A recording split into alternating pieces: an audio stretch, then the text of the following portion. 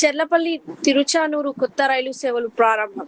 తిరుపతి వెంకన్న స్వామి దర్శనానికి వెళ్లే భక్తుల సౌకర్యార్థం చెర్లపల్లి తిరుచానూరు మధ్య కొత్త రెగ్యులర్ రైలు సేవలు అందుబాటులోకి వచ్చాయి. ఈ రైలు మహబూబ్ నగర్, గద్వాల్, కర్నూల్, తాడిపత్రి మార్గంగా తిరుచానూరుకు చేరుకోనుంది. తిరుపతి ప్రధాన రైల్వే స్టేషన్ కు సమీపంలోని తిరుచానూరు స్టేషన్ వరకు ఈ సేవలు కొనసాగనున్నాయి. ఈ సందర్భంగా ప్రధాని నరేంద్ర మోదీ రైల్వే మంత్రి అశ్విని వైష్ణవ్ కు ధన్యవాదాలు తెలిపారు. తెలంగాణలో రైల్వే అభివృద్ధికి కేంద్ర ప్రభుత్వం చిత్తశుద్ధితో పనిచేస్తోందని పేర్కొన్నారు. రాష్ట్ర వ్యాప్తంగా 42 రైల్వే స్టేషన్ల ఆధునీకరణ పనులు కొనసాగుతుండగా ఇప్పటికే 6 ప్రాజెక్టులు పూర్తయ్యాయని వెల్లడించారు. అలాగే తెలంగాణకు 5 వందే భారత్, 4 అమృత్ భారత్ రైళ్లు అందించడంతో పాటు 900 కిలోమీటర్ కొత్త రైల్వే ట్రాక్లు, 1115 కిలోమీటర్ విద్యుదీకరణ పనులు పూర్తి చేశామని తెలిపారు. ప్రస్తుతం రాష్ట్రంలో రూ. 47,984 కోట్ల విలువైన రైల్వే ప్రాజెక్టులు కొనసాగుతున్నాయని, భవిష్యత్తులో మరిన్ని రైల్వే, హైవే మౌలిక వసతులు, అభివృద్ధి పనులు చేపట్టనున్నట్లు వెల్లడించారు. స్వాతంత్ర్యం వచ్చిన తర్వాత మొదటిసారిగా 42 రైల్వే స్టేషన్స్ ను ఏకగ్రహంలో పునర్నిర్మాణం చేయడం జరుగుతోంది. వందల కోట్ల రూపాయలు ఖర్చు పెట్టి ఈరోజు సికింద్రాబాద్ రైల్వే స్టేషన్ 720 కోట్ల రూపాయలు ఖర్చు పెట్టి ఆ యొక్క రైల్వే స్టేషన్ చాలా పెద్ద ఎత్తున ఆధునీకరిస్తా ఉన్నాం. నాంపల్లి రైల్వే స్టేషన్ 350 కోట్లతో ఆధునీకరిస్తా ఉన్నాము. హైటెక్ సిటీ కావచ్చు, హఫీజ్గూడ కావచ్చు, లేక యాకత్పుర గాని, మలక్పేట్ రైల్వే స్టేషన్ గాని, ఉప్పుగూడ రైల్వే స్టేషన్స్ గాని, ఈ రకంగా తెలంగాణ వ్యాప్తంగా 42 రైల్వే స్టేషన్స్ నిర్మాణం చేస్తా ఉన్నాం. ఇప్పటికే 2 రైల్వే స్టేషన్స్ ప్రారంభించుకోవడం జరిగింది. చెల్లపల్లి కూడా ప్రధానమంత్రి గారు ప్రారంభించారు.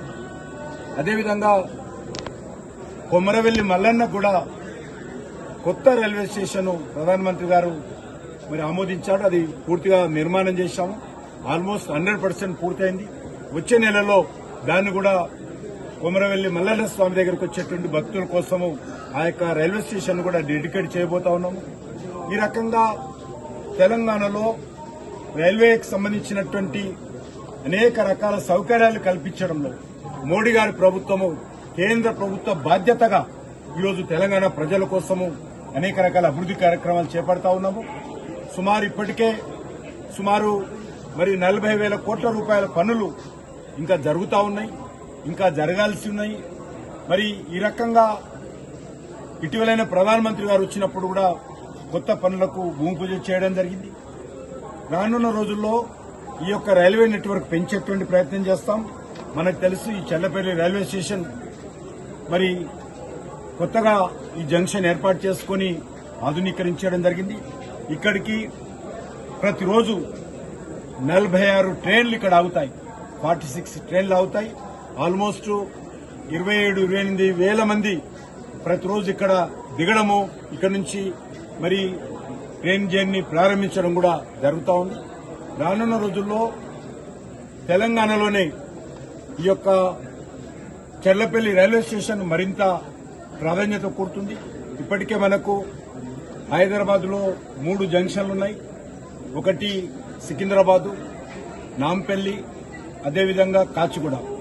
దానికి తోడు ఈరోజు చెర్లపల్లి మన హైదరాబాద్ ట్రాఫిక్ ను దృష్టిలో పెట్టుకుని ఏర్పాటు చేయడం జరిగింది.